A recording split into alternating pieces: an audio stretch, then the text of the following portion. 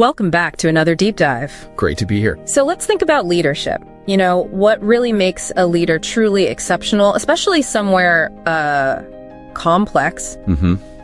It's a big question. Because often leaders just, manage budgets, handle staffing. Yeah. The typical stuff. Right, the sort of standard management track. Exactly.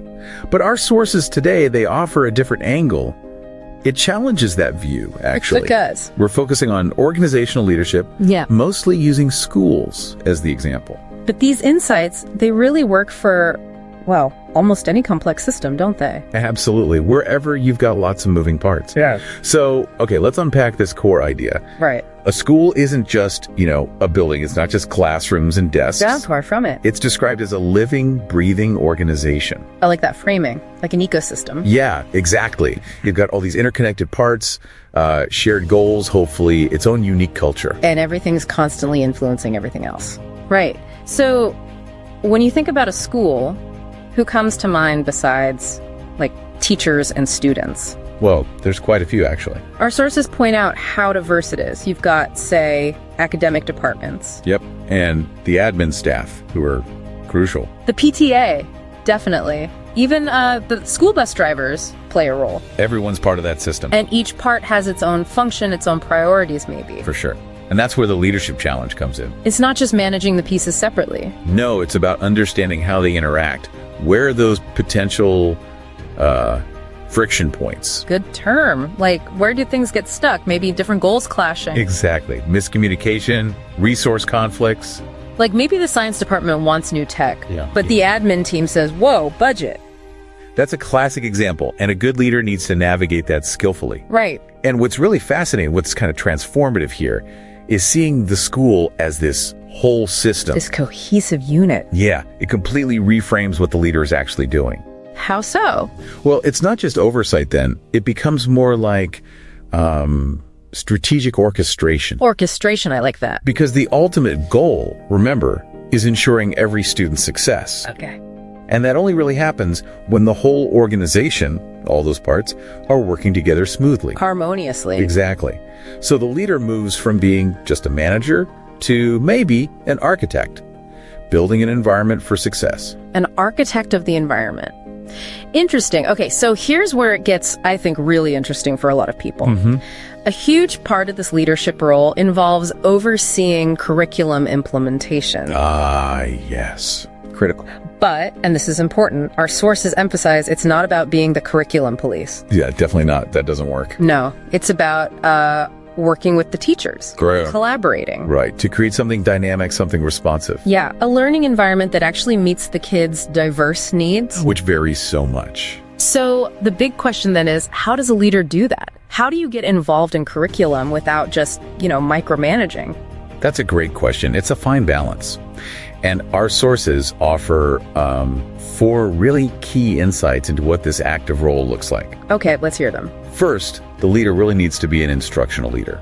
They have to get into the weeds a bit. Meaning having a comprehensive understanding of school and classroom practices that contribute to student achievement. So knowing what actually works in the classroom, pedagogy. Exactly. Understanding teaching itself. That way the support you offer is actually meaningful, not just, generic advice. Makes sense. What's second? Second is knowing how to work with teachers and others to fashion and implement continuous student improvement. So collaboration again. Yes, but it's deeper. It's about building trust, creating a culture where teachers feel safe. Safe to experiment, to share what works and what doesn't. Precisely. Without fear of blame.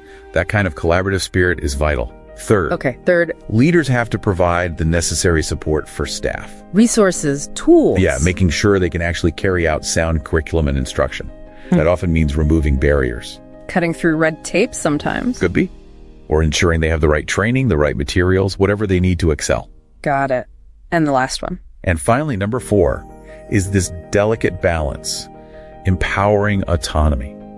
How does that work? It's balancing those top-down directives, like big district goals. Right, the policy. With bottom-up innovation. Yeah. Letting the people on the ground, the teachers, the local managers figure out what works best in their context. So giving them agency. Yes, allowing managers to make decisions about which teaching and educational programs should take place, but within, broad guidelines. Like the central office might say, focus on literacy, but the school team decides how, which specific reading programs fit their kids. Exactly that. Trusting their professional judgment within the framework. Okay, so let's pull this all together.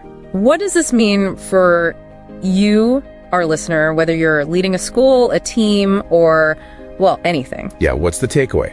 The core message seems to be that seeing the organization as a living system and mastering curriculum implementation, or, whatever your core mission execution is. Right, the core work. They're not separate tasks, they're fundamentally connected. Two sides of the same coin, as the source puts it. Exactly. So being an effective organizational leader and an instructional leader together. That combination. That's what really creates the conditions for everyone, the whole system, to succeed. Not just get by, but truly succeed. Well said. And maybe if we connect this to the bigger picture for a final thought. Yeah. Think about any organization you're part of. Your work, a community group, maybe even family dynamics in a way. Okay. How might, looking at it as this sort of living, interconnected system, how might that change how you approach things? How you tackle challenges or try to foster success? Yeah. Could you maybe spot some of those hidden friction points we talked about? Between the different parts. And then thinking about the instructional practices, the core work of that group, what kind of specific support might actually make a real difference? Interesting. So looking for the system, the friction, and the targeted support. Something to mull over.